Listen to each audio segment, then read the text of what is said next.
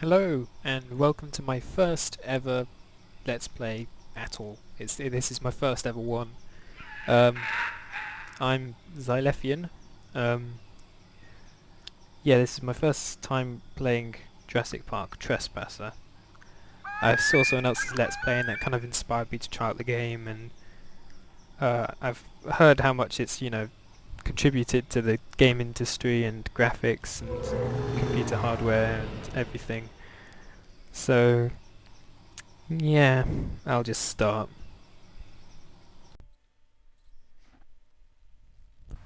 Okay.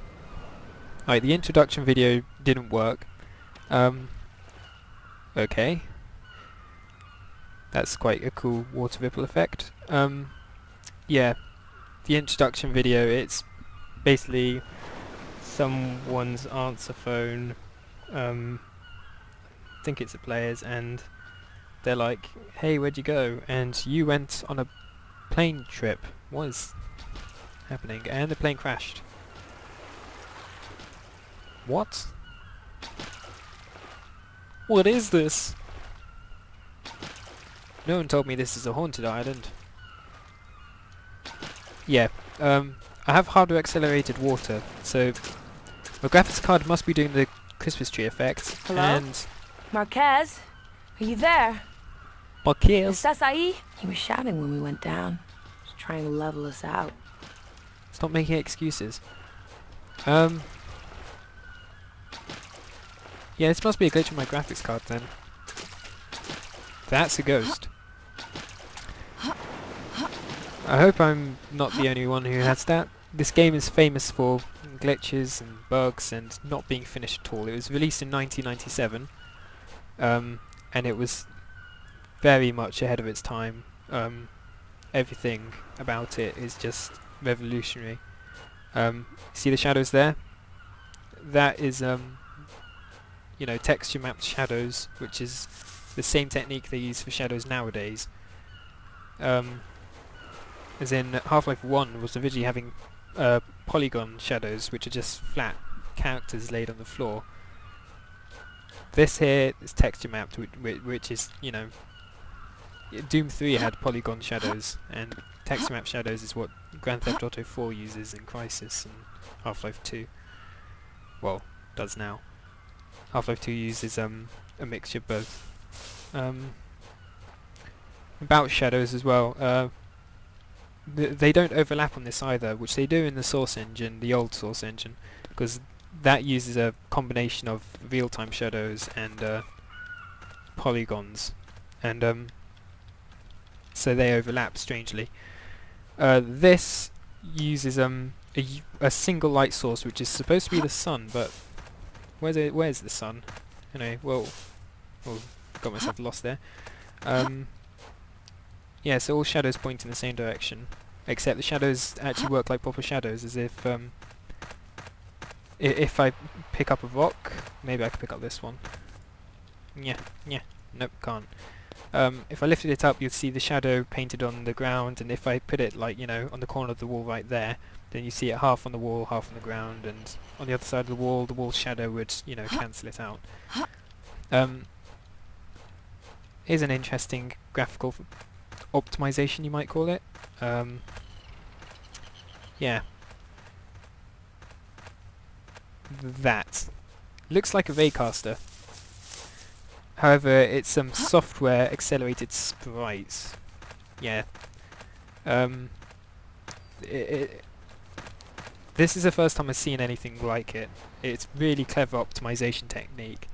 But I guess they never expected people to, sidestep in this game. Because you do this, and just watch. Yeah, just as I thought. That isn't a missing wall. It still knows the wall's there, but we're at the perfect distance for it to render a sprite, and it's rendering it there. There we go. Until, wait, if you look, this is in HD, so you might be able to see it if you're in full HD.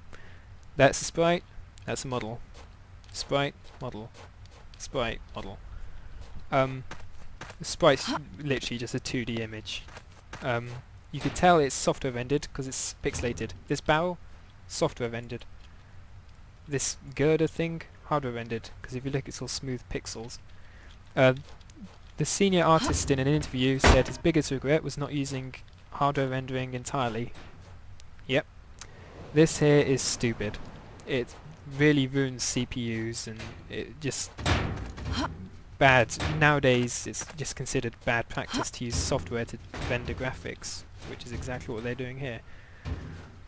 However, you know, this was before graphics hardware was just coming in, as in Quake 1 was still used software rendering, and that was because there was no graphics cards were very rare and Foundation, maybe. maybe, yeah, graphics cards were rare, so you know, you wouldn't have hardware rendering. It was all software. So because graphics cards were just coming in, they kind of used a mixture of both, which is the biggest regret. So all the land is software rendered. That tree software rendered. It's kind of like a pick and mix of what's software, what's hardware. These paint cans, if you look, they're pixelated. Hardware. I mean software. Alright. Ground hardware, tree hardware, paint software. Really bad program practice. And here's some more 2D funniness. Look at that. God. Yeah, I might have said this before, I can't remember. I am a programmer, so the comments I make will be very nerdy, and you'll have to have quite a lot of knowledge in video games to understand some of the things I say. One thing about the optimization of using sprites there, it's not like Doom, how they use different sprites and different angles. It actually real time takes a picture of what you're looking at and turns it into a sprite and then deletes the model. It's really, really clever, as in I wouldn't have thought of it, and I consider myself to be like amazing at everything.